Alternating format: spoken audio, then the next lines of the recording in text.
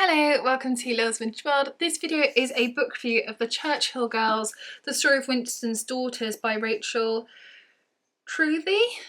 I'm not quite sure how you pronounce the surname, sorry if I've completely butchered that name. This book was very kindly sent to me from the publishers, which is the History Press. Thank you, History Press, for kindly sending me this book. I did ask for it, and I was so happy when they very kindly sent me a copy, and I started reading it straight away, and oh, I just adore it. And I love it so much that I thought it deserves its very own book review all by itself.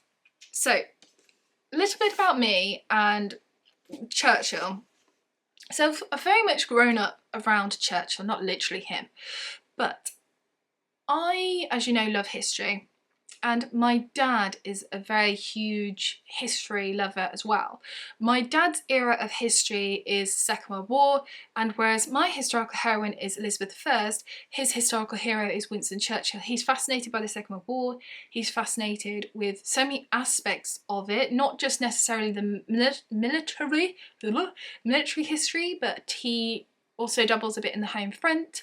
He also is interested in the political side of it as well, and so Winston Churchill is someone who I very much have grown up around, and books on were always available to me if I've wanted to read them. I've never really partaken because it's not really my era of history, but I've been speaking to my dad since reading this, and actually there's a couple of books that he's got that he thinks will be good for me, one of which I actually bought for him, which was a biography on Clementine Churchill, which is Winston Churchill's wife, which I would like to read now, and maybe I'd like to try another book on Winston Churchill. The reason why I'm a bit funny about Churchill is because I'm a huge lover of the women's suffrage movement, as you know, and the suffragettes and Winston Churchill had a really tricky relationship.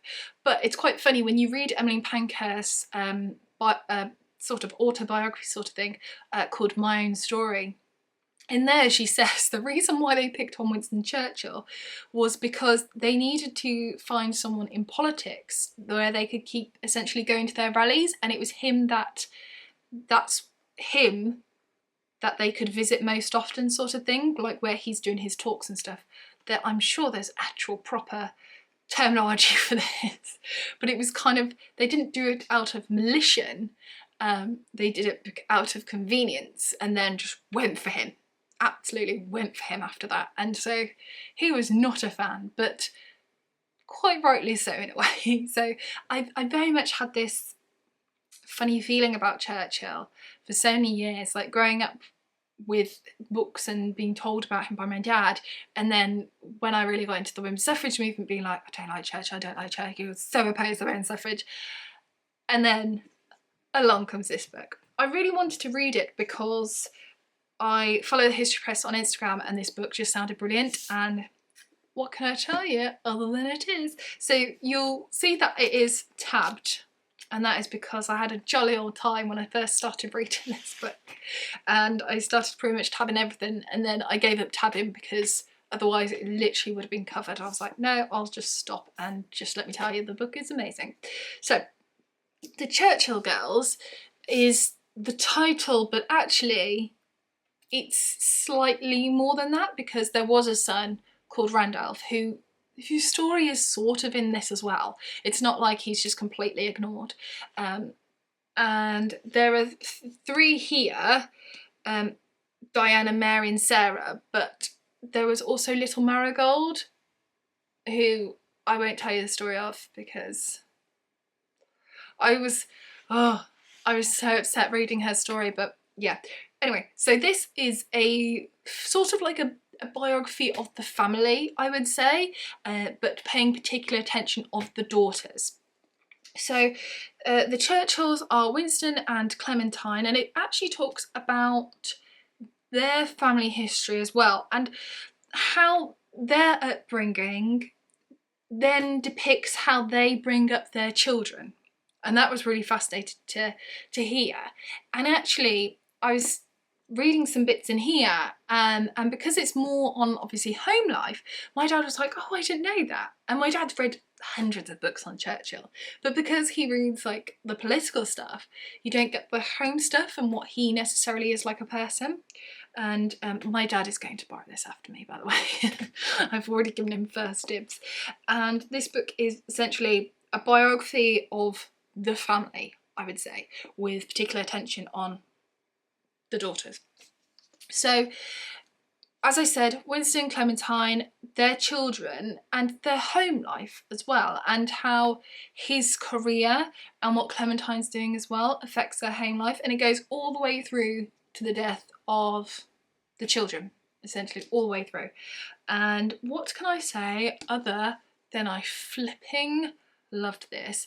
The reason why I asked for this book was because I thought I would really enjoy it, because it's women's history of a time that I really enjoy, but I didn't realise how much I would utterly adore it. I think Rachel's writing style is wonderful. It's the type of writing style that I love in non-fiction, which is where it feels like it's not non-fiction, it just feels like telling the story, and I feel like I was being told the story of the Churchill family, but in a way in which I love, because this is about family, this isn't necessarily about politics, this is about how politics influences other things.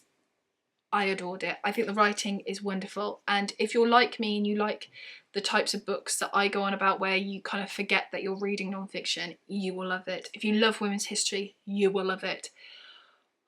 I went through roller coasters with this. I was so happy at certain points and I was smiling. I was like, oh, that's so nice. And then I felt like my heart was absolutely breaking in others. An emotional roller coaster. I also have to say that I have now had my eyes open to a new era of history. I hadn't really thought about, I kind of stop in my terms of history when it comes after the suffrage movement. I just kind of stop there, and that's kind of it. But I really want to learn more about the Second World War now, and just more about the Churchills in general.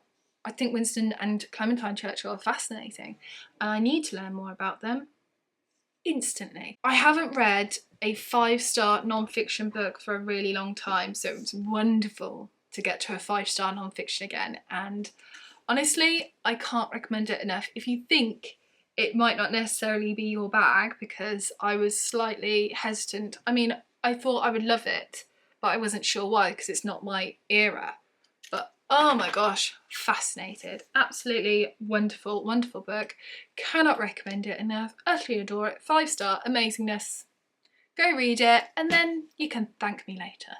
So that is it for this book. If you chat to me in the comments, all things Churchill-esque, and any other books. I mean, Rachel has written a few more books, one of which is on David and his Women Before Wallace, I think, something like that, and I would quite like to read that one as well. Might have a look into that one.